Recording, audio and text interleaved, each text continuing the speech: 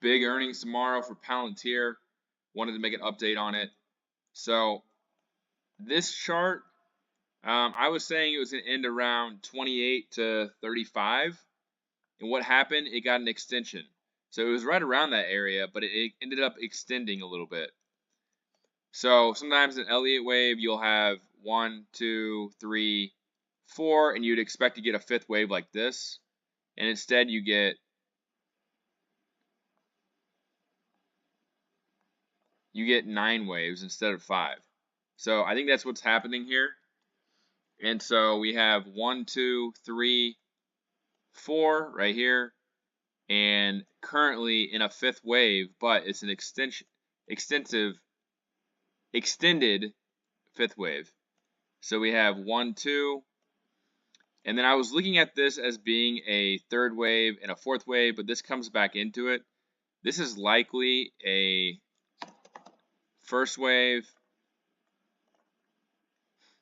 second wave here.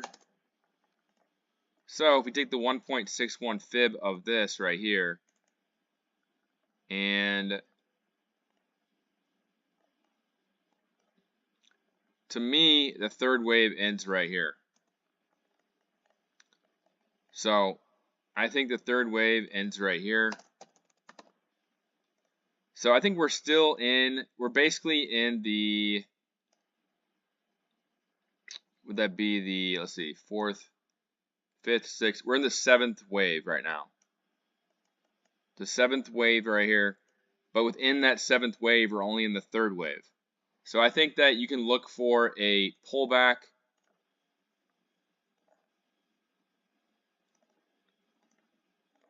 here around earnings, potentially.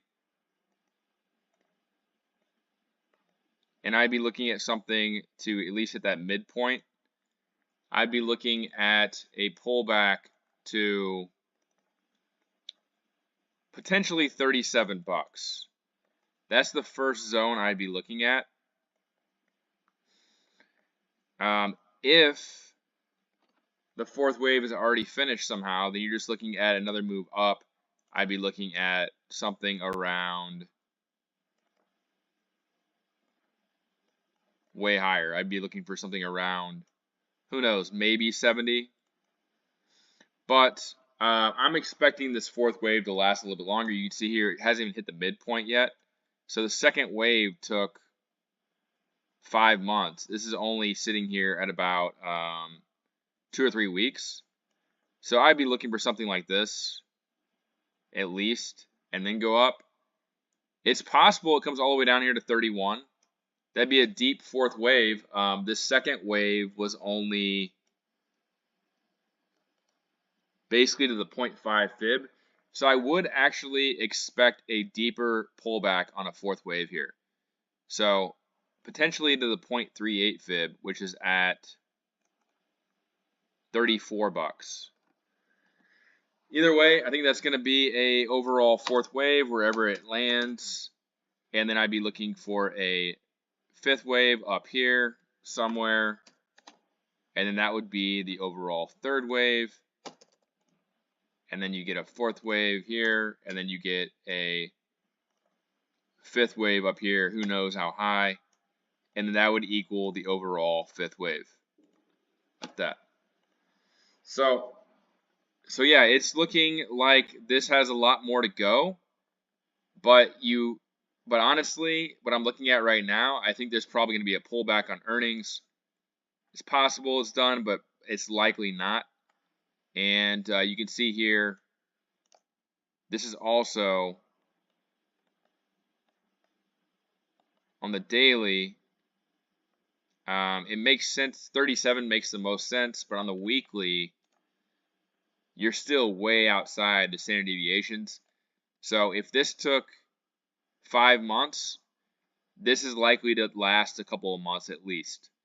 Back down here, I would say 37 should be the minimum target here on a pullback, but potentially all the way down here to 31.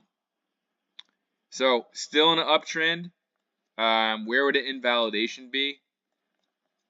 If it ever comes back into 27 bucks right here, then I would say that this move is finished.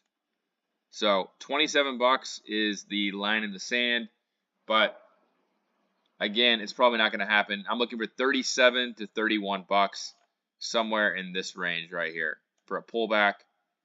I'd be surprised. I mean, I wouldn't be surprised. This stock just keeps on going up, but it shouldn't go higher right away. It should pull back first. So that's my thoughts on Palantir. Earnings coming up. I am looking for a pullback, and then I'd be looking for more upside probably over the next year or two before a bigger pullback. But, I mean, this could run all the way up here to 70, 80, 90, maybe even 100 bucks if we get a weaker dollar and yields come down and we get a 2021 type run. This could easily go to 100 bucks. So that's it for this video. Palantir looks good, but potentially a pullback on earnings.